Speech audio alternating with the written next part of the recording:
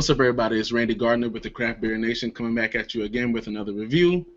Tonight, I'm going to be looking at a beer. I'm not sure what the distribution footprint is, but if you can't get it, I really hope you trade for it or try to get it or something. This is a brewery out of Massachusetts. Can't remember which part of Massachusetts. Framingham, Massachusetts. This is Jack's Abbey Vanilla Bourbon Barrel Aged Framinghammer. And this beer is a Baltic Porter that they aged in obviously in bourbon barrels with, you guessed it, vanilla beans. If you've never had a Baltic Porter before, if you think you don't like lagers, try a Baltic Porter. I've had Jack's Abbey's regular Baltic Porter, Framinghammer Baltic Porter, and it was amazing. It drank just like just the biggest, chewiest, well, not biggest, but any other 10% chewy a stout that you've ever had. But once they started doing the variants and putting it in bourbon barrels and cognac barrels and adding vanilla to it and adding coffee to it, it's just right. It's just these guys are killing the lager game, which is all they do. They only brew lagers. So let's I wanna get into this because I'm interested to see how the vanilla transferred in through the rest of the beer. So like I said, let me get it in so I can tell you what it looked like, what it smelled like, what it rate like. This bad boy is 45 IBUs.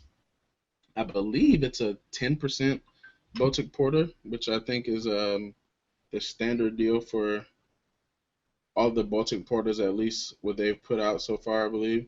It's not listed on the bottle, so let's get into the glass. So as you can see, I mean, it's black as night, looks just like a stout, at least for the most part. Down. All right. So a hardcore 2 fingers of a nice creamy light khaki colored head, pitch black, just like any stout that you'd be drinking. Pitch black, presents nicely. Beautiful beer to look at, man, with these big bubbles all over the place, big bubbles and tightly compact bubbles. So yeah, let's get a nose on it. So roasty malt characteristics for sure. A little bit of vanilla playing around there, but not like jumping out at you. But I think vanilla is one of those flavors that's kind of hard for them to make it jump out at you.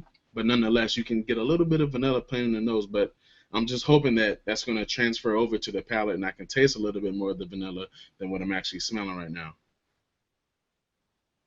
Get a tiny bit of like a boozy nose on it, just a little bit. But I mean, it's a 10% beer aged in bourbon barrels. That's to be expected. So, nonetheless, let's go ahead and get a taste, everybody. Cheers.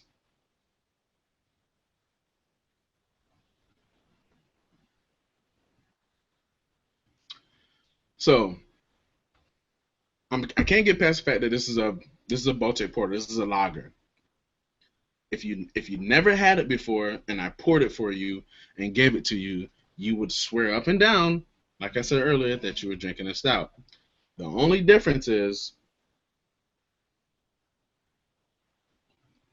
the body isn't as full as you would expect from a stout, but it's not enough to take away from the beer. The beer is still drinking legit.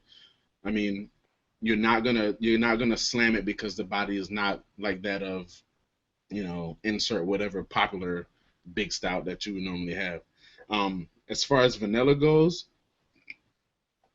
I think I need to check myself because I'm not exactly sure 100% of the time when I drink a stout with vanilla in it if I'm supposed to be getting like hardcore vanilla, like if I'm eating vanilla ice cream or if I'm eating something that's obviously prominently vanilla because I'm not getting that right now, but I don't think I'm supposed to get that.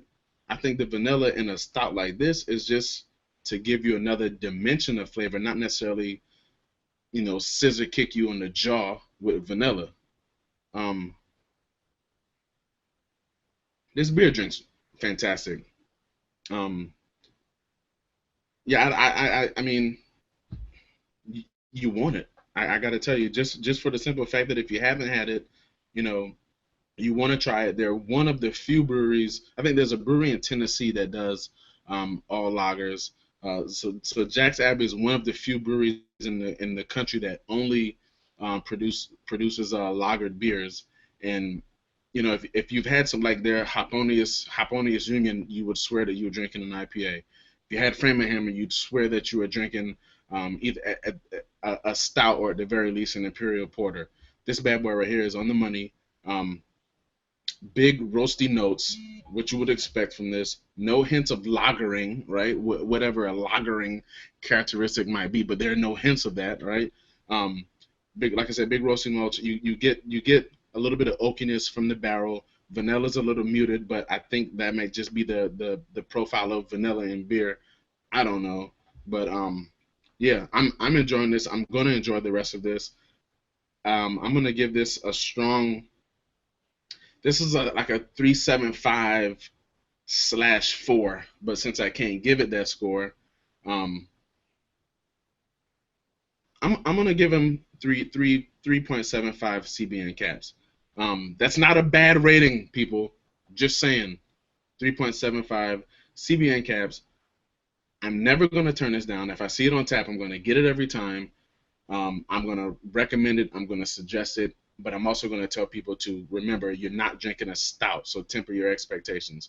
So, nonetheless, Jack's Abbey, vanilla bourbon barrel aged Framinghammer, coming in at, I'm going to guess 10%, I think. Um, Fantastic beer. So, until next time, ladies and gentlemen, peace.